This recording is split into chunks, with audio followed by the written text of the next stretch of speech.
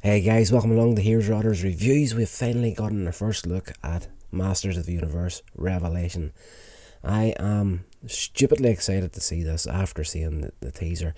It looks amazing. As you know, if you've been watching this channel for any length of time, I am a pretty big fan of the original He-Man and the Masters of the Universe. It's been a lot of years since I've seen the entire series, but I'm battering through that as much as I can. I'm trying to review all the old episodes in the lead up to Revelation being released, and seeing this teaser, it's beyond anything I was hoping for. Now, I have been following it from pretty early days in the process. I'm a huge Kevin Smith fan. I enjoy all his movies and whatnot, and being an amateur self-taught filmmaker myself, Clerks is always a go-to for me whenever I'm thinking about getting started into something again. And because of that, I have been following Kevin Smith and all of his podcasts for at least 5 or 6 years at this point.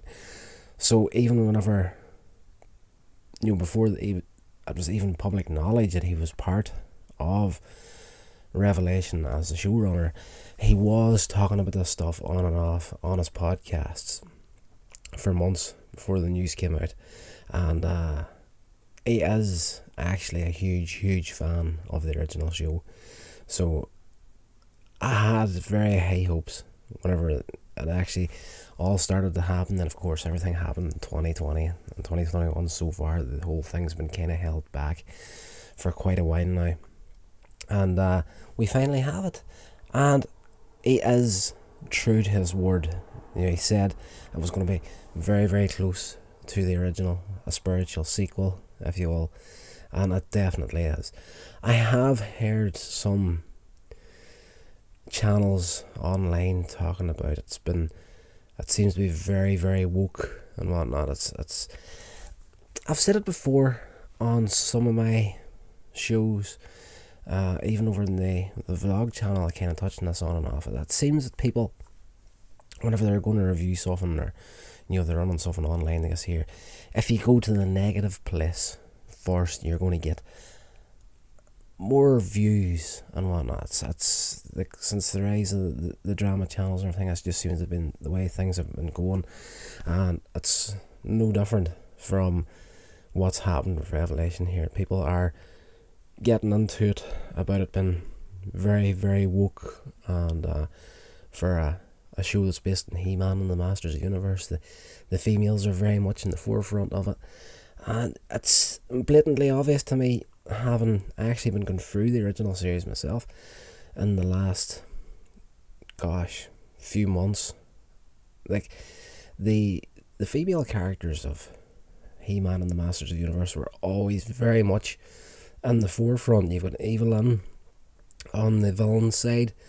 She was always a very strong character, and she was forever going up against Skeletor. And Teela on the hero side, she was,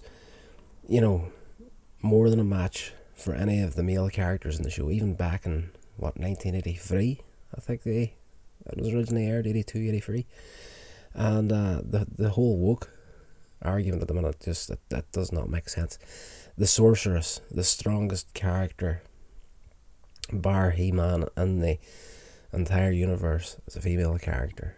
She is the one that's in control of everything. It's always been like that. It's no difference whatsoever. And this trailer has just proven to me that this is actually, to go a long way about actually getting into the trailer right here. This is pretty much everything that I would have wanted to see in a continuation of He-Man and the Master of the Universe. I'm not going to call it a reboot, but it is genuinely a spiritual sequel to the first series. And it's so good. All the old characters back in there. He-Man, of course, Skeletor, Man-at-Arms, Teela's there, the Sorceress, you've got Beastman, Merman, Trapjaw, Evelyn. It's just so good to see these characters back in that environment that I can remember them being in as a kid, and it is pretty accurate, even in the way the locations are designed in the trailer itself.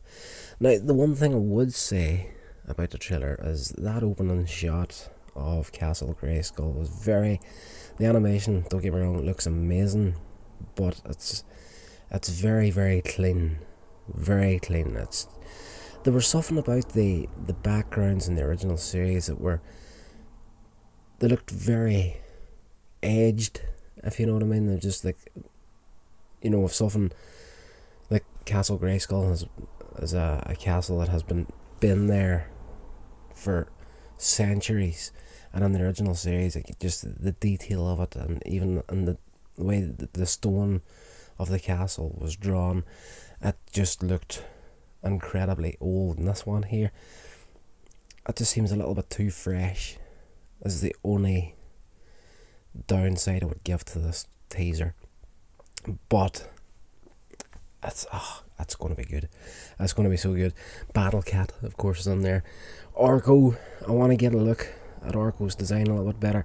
There was a few stills that were put out about 2 or 3 weeks ago at this point of some of the character designs in it, and Orko is one that I'm really curious to get a look at again. I can't recall offhand if he actually has the 0 on his chest, on the little cape thing that he wears. Interesting story about that, just to bring out the crazy cartoon nerd on me. Everybody for years had thought that the O on his shirt stood for, his name's Orko, so everybody thought the O stood for Orko, whereas in actuality it's an inside joke to what that O stands for.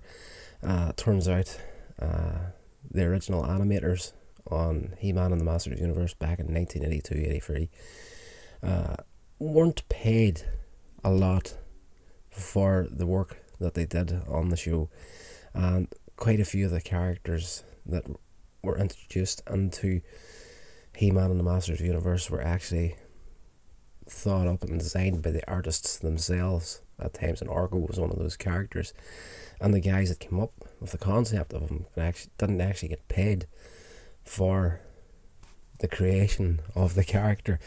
So the O doesn't stand for Orko, it's actually a 0, and it stands for how much money they made on the job. So that's a little bit, well, it's not off topic, but it's not the teaser. That's a long way of saying I have been stupidly excited on the lead up to this teaser coming out. Now that I've seen it, I'm dying to see the actual show now. And I don't know if it's going to be released all in one go, or if it's going to be a weekly thing. For me, I don't know if I could do a weekly thing with this show. It's one of these ones that I kind of want to just sit down and binge. But for a 10 episode run, can I actually sit for the whole 10 weeks and let the episodes build up and build up and build up, then binge the whole thing in one go? I really, really don't think I can do it. The teaser itself, it's just everything that you would have wanted. The big thing I do like about the character of He-Man in this version of the show is that when he changes from Prince Adam to He-Man, there is a big physical change in him. Now, in the original cartoon, pretty much the difference was just a change of costume. He spoke in a bit of a deeper voice, and his hair was a slightly different colour. But in this one here, he's your average size guy, and when he brings out the sword and by the power of Grayskull and boom, changes into He-Man, it's like Banner turning into Hulk. I do like that in this show. So yes, stupidly excited to see this, and for the next couple of weeks in the lead up to this here, I'm going to be trying my best to be going at least every other day and going through the old shows episodes. So if you're interested in checking it out, there is a playlist on the channel. Here's Rodder's Reviews, and yes, join me for a little bit of geeking out, nerding out on some 80s cartoons and whatnot, and Yes, I cannot wait, guys. Can't wait.